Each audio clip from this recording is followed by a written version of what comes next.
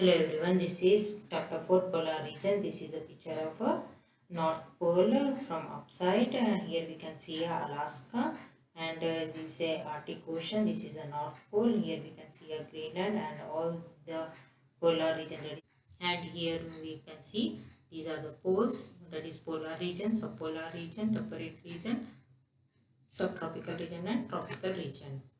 And here we will see the islands which faces a bitter cold winter, that is Alaska, Canada, Greenland, Iceland, Norway, Sweden and Finland. We know here the in winter season the seas, lakes, rivers also freezes. That it's a Arctic thunder and all the land most everything will be covered with the snow only, and they will face a extreme strong wind, speedy winds and snowfall, and it will be fully covered with ice, and it is below a freezing point. The temperature will be in winter season, and this is the polar regions, mid latitudes and tropical region. And thunder climate, that is the main season are winter and summer, and spring and fall are only for a short period. And this is the Alaska north of Attingen Pass. See here all the things is covered with snow, and this is the thunders in the winter. Thunder means cold, freezing cold. And this is when the summer arises, since there is no such soil and not in deep into the only topmost layer we have a soil here. So the vegetation will be lichens, grasses, herbs, shrubs, but not large trees, and it will also disappear during winter season. And this is a cannibal animal on which the people living on these regions, they will hunt this caribou animal, and they will use it for meat, and its skin is used for making clothes, types of clothes they wear, because it keeps their body warm and their body temperature is maintained. And these are made by skin and animal skin, and this is how they will travel from one place to another by dogs. And these are the dogs they used for traveling from one place to another, and they will hunt the this is the Inuit are the traditional people, and they will depend mostly on fish, seals, whales. They will hunt them and related sea animals, and they will eat their flesh. Yeah, and they will also dry it or frozen during, because in winter season they won't find, sometimes they won't find animals to hunt. So in summer they will do hunting, and they will just store in the pits or shallow pits, and they will dug into the permafrost so that they can save from the hungry animals, and they will use it in winter seasons. The seals in their staple is, the seal is their staple winter food and most valuable resource. It provides them with the dog food. This they, when they hunt this, they how they will take this through dog, and food, clothing and materials for making boats, tents and harpoons, lines are well as fuel for both light and heat. So these are the things they are used. Harpoon is the tool used for killing the seals. And these are the fish, how they will catch the fish. They will dig a hole into the ice, and they will catch the fish, and also in the muddy water. And these are the homes. The Inuit had no permanent homes. They switch homes depending on the season. Their summer homes were large tents. They made them out of seal skin and caribou. In summer, what they will do, seal skin they will use for making the tents, and caribou skin. Their winter homes were made out of snow, known as igloo. So these igloo are made up of snow. They will just collect the snow and made into like bricks like, and they will made an igloo. And these are Arctic type, that is Inuit, and they inhabited presently like Alaska and northern Canada. Lived in Arctic sea areas where the temperature is below freezing much of the year. That is below freezing means 0 degree is the freezing point. Below it is most of the time all over the year the temperature will be below freezing, that is below 0 degree centigrade. And housing is sad sod house and igloo. This is a sad sod house. Okay. made up of wooden or logs. And clothing is animal skin, and with animal cloths for wearing, because that will keep their body warm, and it will maintain their body temperature. And food is by hunting and fishing. And food is like meat and blubber are the basic food of the Inuit diet. In cold climate, fat was the important, because fat is most important for, so that the body heat won't escape into the atmosphere. So it is most important for them to take fat. People could not survive without. So raw meat from seals and whales provide nutrient and vitamin A and D. Vegetables, stems and seaweeds are also food they eat. They mostly go their food by hunting and fishing in their canoes. So these are the dogs they used for traveling from one place to another. And these are the log houses they will build there. And these are the tents they will prepare with some wooden uh, logs, and they will cover it with the animal skins, so that it keeps them warm inside the tent. The seasons in the thunder. Thunder means extremely cold. So sun rises and sets every day, but this does not happen in the thunder. But that is in throughout November, December and January. There will be no sunrise at all, and there will be a bitter cold winter, and extremely it will be, water also freezes extremely cold, and animals rivers is also get freezed, and it is totally dark, and animals also migrate to some other places. And some summer arises in the month of February and March. That too, the sun will be appears to in for an hour or 2 hours, or 8 hours, then 16 hours, then finally 24 hours, then almost 3 months, that is May, June, July, it will never sets. When sun arises during summer, that is it starts from February and March. First it will only appears in for few hours, but then 2 hours, then 8 hours, then coming to the month of May to July, it won't set at all. So 24 hours they will be having a sunrise only. There is no night at all. No hot condition, because the horizon is the place where the earth appears to meet the sky, because the sun never rises above the horizon, and horizon is the place where the sun appears to meet the sky, and it will only keeps the weather only warm, but not the month as a hot. Okay, so summer will be also be a cold only, and winter will have a freezing cold. And the rivers also, what happens in during this season, summer season, the lakes will fill up, and huge chunks of ice breaks off, and that will float into the oceans, and multi-layered or the multi-colored plants like grasses, shrubs and berries sprouts up, and birds will feed on them. Vegetation, due to cold, the upper soil surface of region is frozen into rock-like slate all through the year. This is called permafrost. There is little soil, only some small plants can grow. Only small plants grow, but not large trees, because of the permafrost. The people of Thunder region, called as Eskimos, and they are the scattered. They live in a scattered settlement, that is in Greenland, Canada, Alaska, and Siberia. Move to inlands to hunt caribou and gather berries, and sometimes they will travel to 1100 kilometers through ice or sledges pulled by dogs, and this is a harpoon by which they will uh, hunt the seals. Eskimos means snow show netter, and these are the people Inuit and Yupik. And languages, in their language means the real people, and the language they speak is Yupik, Yupik and Inupiat. These are the languages they spoke, and food by hunting and fishing. So how they will hunt the caribou in summer? They will hunt essentially for nearly all Eskimos group. Caribou are hunted inland during summer only, okay, and early autumn.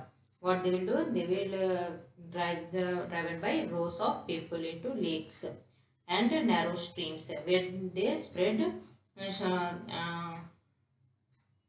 where they are spread. They will spread all over the places, and they will shot them with bows and arrows, and even harpooned are also used for hunting caribous, and they will just hunt them, and they will catch them, and they will use to and fish. They how they will catch fish means they will net with the netted in deep muddy waters, and by digging a holes into the ice they will catch fishes. And seals also they will catch with, and they will are tracked by these are called as sledged vehicles, tracked by the dogs. And food they eat are meat, fat and fish, and vegetables are very less. Meat and fish caught in summer and stored in shallow pits, because in winter season they won't find animals because they will migrate to other places. So what they will do, they will just store them in the shallow pits. These pits are dug down to permafrost and covered with piles of stones to keep out hungry animals, to save from hungry animals. Shelter. The Eskimos word igloo means shelter. It can refer to any kind of house, not really the dome-shaped snow houses that many people associated with the word, but it is not true. It is not a permanent house for the Eskimo people. In summer, what they will do? Eskimos live in tents, and which are made by animal skins. Now let's see what Western Alaska people do. They will place a walrus skin over the wooden frames, and they live in that. And northern coast of Alaska, they will build a dome-shaped house, and the dome-shaped house are built by logs and whale ribs. They will build their house by logs and whale ribs. The dome is raised over a depression in the ground and is covered with frozen turf. In Greenland, now these are the northern coast Alaska people built their house like this. In Greenland, houses are built of stone slabs. In Greenland, people they will build their house by stone slabs. Snow houses are used only in the eastern and central regions. Snow houses, that is igloo, uh, which are made from blocks of packed snow but not ice. So only eastern and central regions of the people prepare their build their house by packs of snow. Larger snow houses are used as winter residence. Long tunnel entrance provide storage space. What they will do? They will use a long tunnels entrance. There will be a tunnel like what is used for entrance. Provide what? Storage space in these larger homes. The entrance tunnels opens into the house before the floor level. For entering into the, they will use a tunnel like a gallery, and then that way is the entrance into the house, and that will be below the floor level. Some people on the Thunder live throughout the year in permanent houses built it with wood and bricks. Nothing is by the how what they will wear. They will wear boots called mukluks, trousers, and hooded jackets called parkas, all made of animal skin. Everything is made up of animal skin but different names. They are different in details of clothing for men and women. The man parka has long flaps in front and behind. In winter, the Eskimos wear two layers of clothing. Caribou fawn skin is preferred in winter because it is soft and warm. So they will wear, say here how are wearing a clothes. So these are made up of animal skin, and mostly in winter they will wear as clothes which is made up of caribou skin, which is soft and they keep and also warm. And they religious beliefs are deep concern for life, health, sickness and starvation and death. They believe in spirits control these things. All Eskimos believe in supernatural powers called Sila and spirits. So the spirits, or they will call as Sila. And they believe that people and animals have souls that after death, but each group has certain beliefs and rituals. So each groups, we have seen no 25 to 45 people make groups and live. So each group have each beliefs and each other rituals, and group has taboos. taboos or bans forbidding certain actions such as eating a particular kind of food. Each group has some major ceremonies performed by birth and death or when hunting is very poor or very successful. Shamnas, people skilled in performing rituals. So the which perform rituals like gurus, they are called as shamnas, are believed to help establish and keep in contact with spirit world. Shamnas use trenches and drama and magic tricks in their performance. Water recreations. Wrestling, racing, harpoon throwing, context and other vigorous athletics activities are popular. Games of scales are sometimes essential part of religious rituals as are storytelling, singing, drumming and dancing. Parties and social visits are often occasions are for huge feast of meat and fat. So these are the recreations what they do. They own not only hunting and fishing everything, but they will also play games, singing, dancing, drama, everything they will do. With wrestling, everything. Contact with outside world. How they are contacted with outside world. So the first Europeans to be seen by Eskimos were Vikings from Iceland, who established a settlement in Greenland. So he was seen in Iceland and he was established a settlement in Greenland. Contact between the Eskimos and Icelanders began about year 1200 and continued to 1400. And the other Europeans then explored into the Eskimos area in 1576 to 78, 2 years, when the English mariner Martin Frobisher visited Baffin Island. Danish, Norwegian and English explorers sailed into the sea of the far north to find the fabled northwest passage to China. When they were searching for a passage, for a route, sea route to China, these are the sailors, they went there.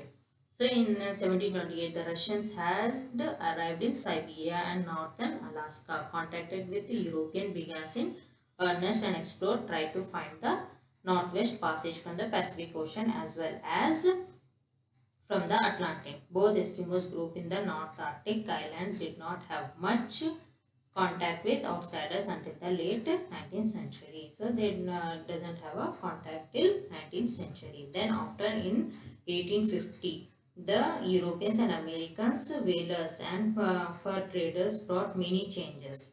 What they have done, because they used to hunt the animals, so traders went there, Europeans and Americans. Eskimos worked for the whalers and sold furs. What they will do, they will sold furs to the traders who comes from Europe and America.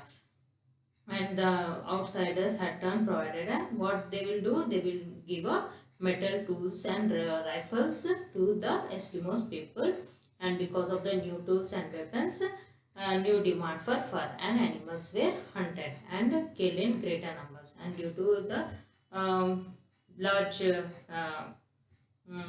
demand, so they started killing large number of animals. In some areas, animals such as caribou and seals were hunted almost to extinction. Now they are hunted in such a number, they are coming to extinction. That is, they are started disappearing.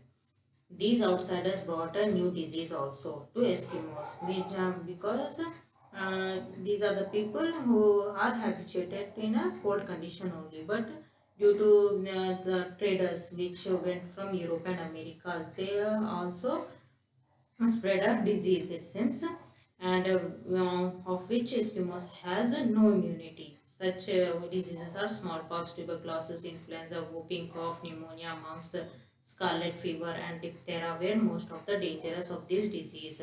After the 1800s, large number of Europeans began to live year round in the Arctic, and this disease became very serious.